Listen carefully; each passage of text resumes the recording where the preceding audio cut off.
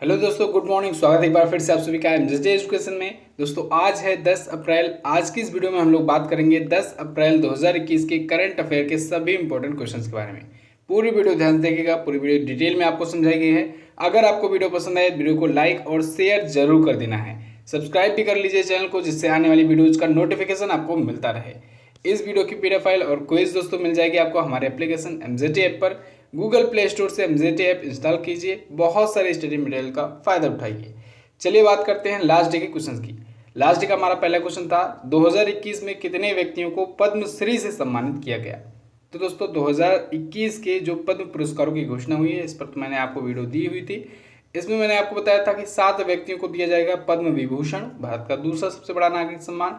10 व्यक्तियों को पद्म भूषण दिया जाएगा, भारत का तीसरा सबसे बड़ा नागरिक सम्मान। और 102 व्यक्तियों को दिया जाएगा पद्मश्री, भारत का चौथा सबसे बड़ा नागरिक सम्मान।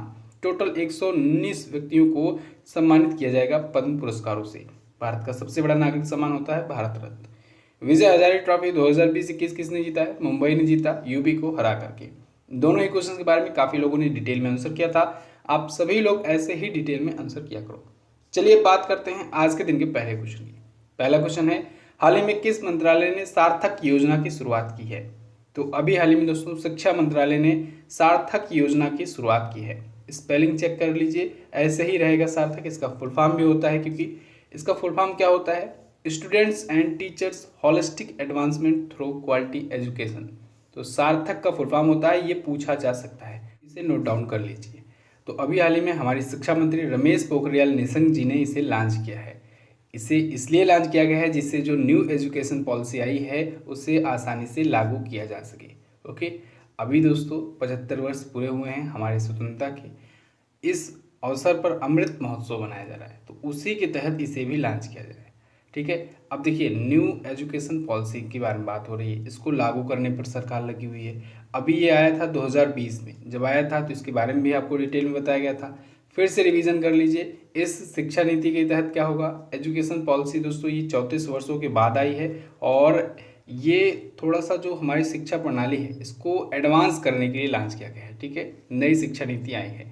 इसके तहत दोस्तों 3 साल से 18 साल तक के बच्चे जो होंगे उनको शिक्षा का अधिकार कानून 2009 के तहत रखा गया है। और इसके साथ साथ दोस्तों 2025 तक लक्ष्य रखा गया है, टारगेट रखा है गया है कि धीरे धीरे जो भी स्टूडेंट्स हों उनको ना सिर्फ थ्योरेटिकल नॉलेज दिया जाए बल्कि प्रैक्टिकल नॉलेज भी दिया जाए। इस प्रकार से कुछ तैयार की गई है। इस पर पूरा डिटेल मैंने आपको समझाया हुआ है, ई बुक्स वगैरह में भी मैंने कॉन्टेंट दिया हुआ था, इसको आप लोग वहाँ से रीड कर सकते हैं। चलिए बात करते हैं अगले क्वेश्चन की। अगला है, हाल ही में फीफा ने किस देश को निलंबित कर दिया? तो दोस्तों अभी हाल ही में फीफा ने पाकिस्तान के फुटबॉल संघ को निलंबित कर दिया है। फीफा यानी federation international D football association. तो इसने अभी हाल ही में पाकिस्तान के फुटबॉल संघ यानी पाकिस्तान फुटबॉल फेडरेशन को निलंबित कर दिया है। ठीक है, कारण क्या है?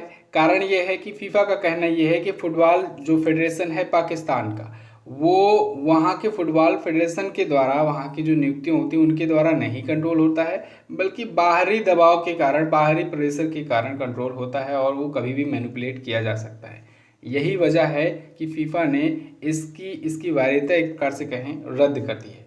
अच्छा, फीफा ने पाकिस्तान के साथ साथ एक चार्ड देश है, चार्ड कंट्री है, उसके भी फुटबॉल संघ की वैधता निलंबित कर दी है, चैडियन फुटबॉल एसोसिएशन की। तो चैड फुटबॉल एसोसिएशन और पाकिस्तान के फुटबॉल एसोसिएशन दोनों को निलंबित कर दिया है फीफा ने। फीफा के बारे में अगर बात करें दोस्तों, फीफा का फुल फॉर्म होता है federation international D football association. स्थापना हुई थी 1904 में। स्थापना कहाँ पर हुई थी? पेरिस में हुई थी। पेरिस में, फ्रांस में हुई थी इसकी स्थापना। लेकिन हेडक्वार्टर कहाँ पर है? हेडक्वार्टर है ज्यूरिख, स्विट्जरलैंड में। ओके, अच्छा, इसके अध्यक्ष हैं गियानी इन्फेंटिनो, ये भी याद रखिएगा आप लोग। अगला फीफा वर्ल्ड कप कहाँ होने वाला है? 2022 में होने वाला है, कतर में होने वाला है। ठीक है, अच्छा, ये अपकमिंग टूर्नामेंट कौन कौन से कहाँ पर होने वाले हैं, ये दोस्तों लगभग सभी चेंज हो चुके हैं, क्योंकि कोविड-19 के कारण सभी को रीशेड्यूल करना पड़ा है।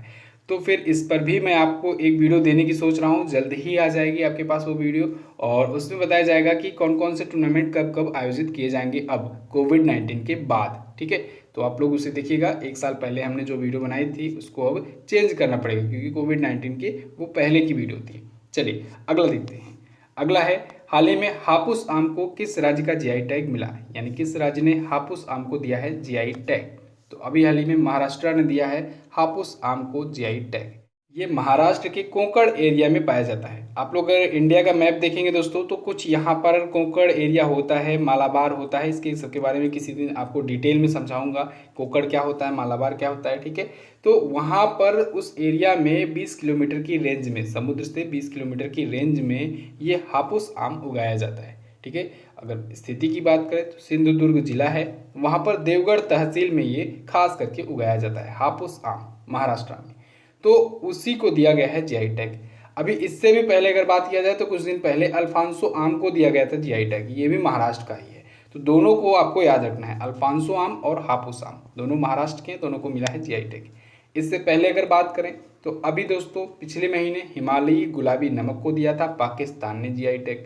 गुच्छी मशरूम को जम्मू कश्मीर ने दिया था जीआई टैग। कोला मिर्च गोवा को है का है, इसका जीआई टैग इसको मिला था। क्लियर। जीआई टैग मतलब होता है जियोग्राफिकल इंडिकेशन टैग।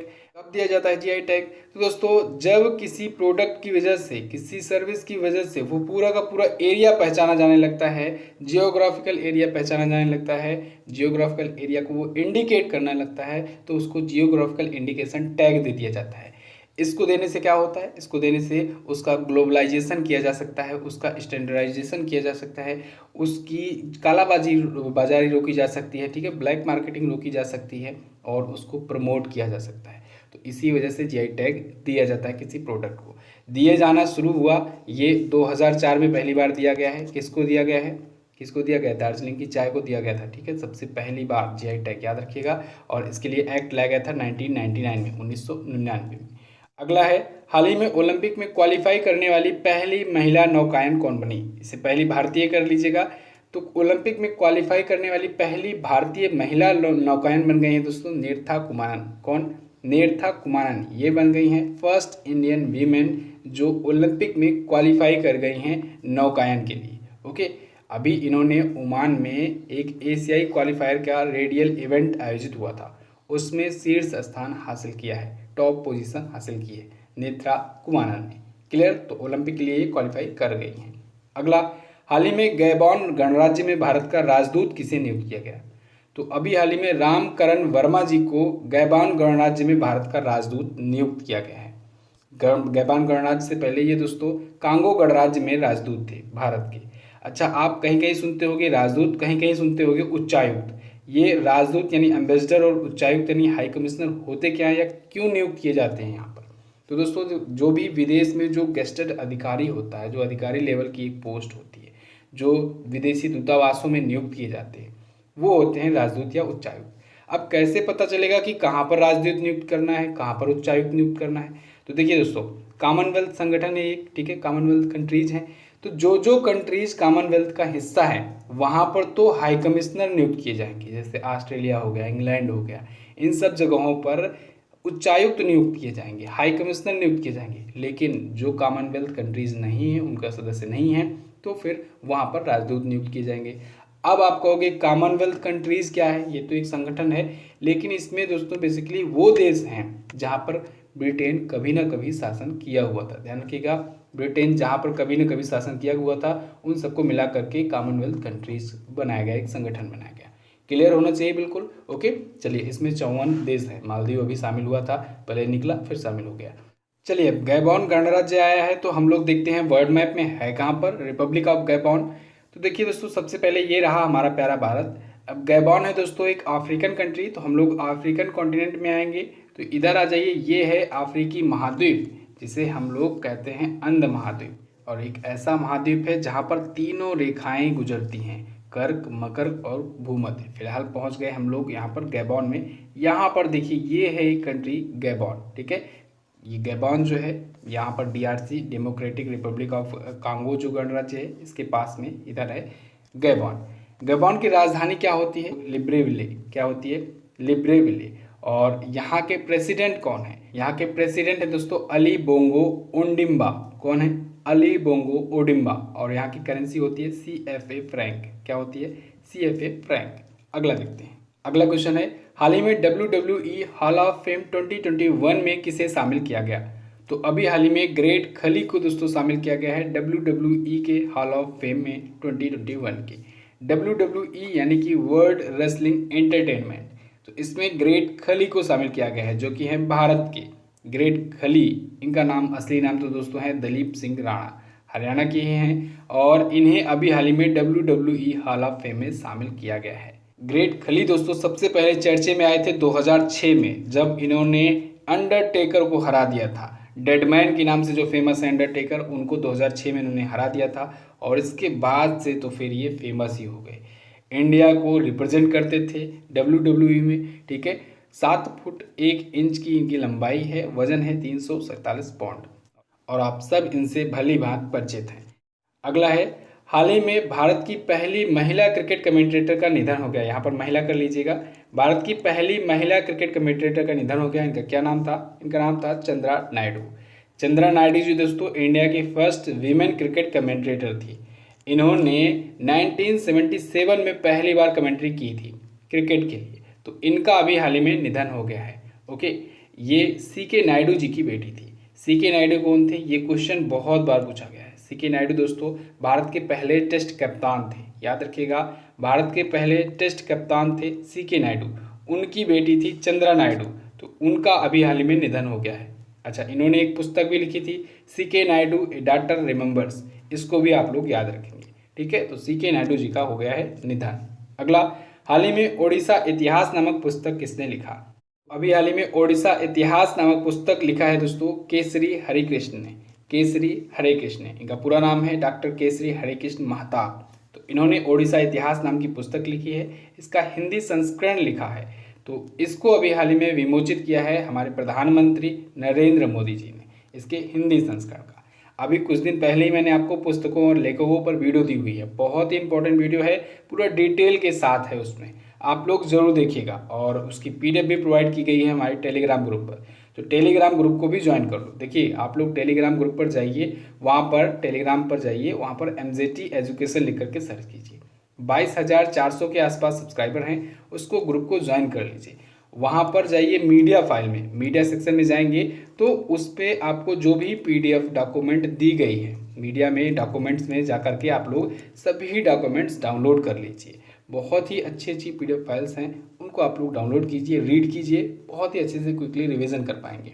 अगला, हाल ही में कब CRPF का 56वां शौर्य दिवस मनाया गया? तो अभी हाल ही में 9 अप्रैल को CRPF ने अपना 56वां शौर्य दिवस मनाया।